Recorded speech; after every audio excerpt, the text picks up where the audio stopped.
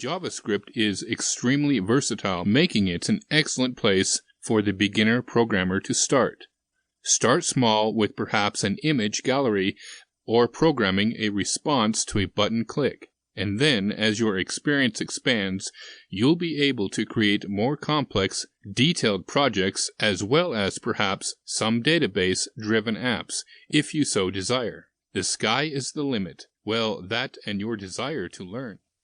If you start small and consistently move forward, you will get there. Let's start with something simple.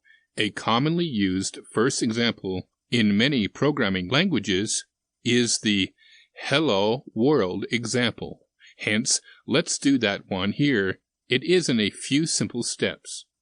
A common place to begin is to create a folder, and typically I would give it the name script without the quotations. Then open that folder and create another new file. I will strive to provide more than enough to get you started. Future chapters will delve deeper into some of the things you can do. Let's start with what CSS means. CSS is short for Cascading Style Sheets. Basically, CSS was designed to supply an efficient method of styling and presenting HTML. HTML is the content or meaning of a document, whereas CSS gives you a way to add a cool factor to the presentation of that document. Styles are a great addition to HTML, yet they retain their own distinct format of property to value. Chapter 4. The Essentials for SQL. For your introduction to SQL, I thought starting with the simple select queries would be a good place to begin. So let's dive in and get started. Hopefully you will learn how tables in an SQL Server database are identified. It is also imperative for you to grasp a full understanding of how to listen to a table's columns. Another important aspect is to develop the ability to use the SQL select statement for various operations, as well as learning some tested and true techniques for debugging your commands, thus saving you time and fixing mistakes. There are two parts to a select statement. The first part is a description of the specific columns needed to view, while the second.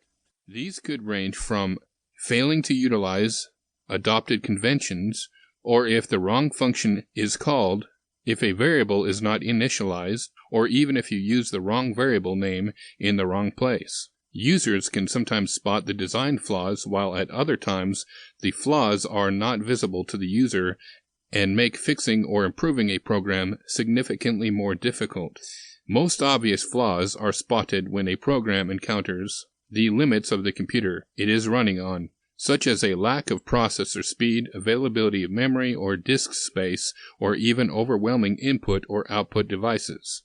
Sometimes the problem may lie not with the software or program, but rather with the hardware or computer that the program was running on. This can cause some extreme difficulty in identifying the problem, especially if the person attempting to debug the problem doesn't have access to the computer it was being run on. There is no typical performance when the hardware fails, except that it will typically be in a widely unexpected manner. You should keep in mind that no matter how well written your code is, if it is not the correct code, it still won't help anyone. Also, if you have the best written code, and it is the appropriate code, but if the user interface is too difficult for the user to produce the desired results, it's not much better than having written no code or the wrong code. Sometimes it is helpful to remember that the typical user does not think in terms of algorithms, web pages, or command line interfaces as a developer or programmer is apt to do. It can prove particularly helpful to take the time to talk with your user and understand what it is they think the program should be doing that it's not. It is not uncommon for the user to expect things of a program that it is not capable of doing. It is impossible to fix a bug that doesn't exist.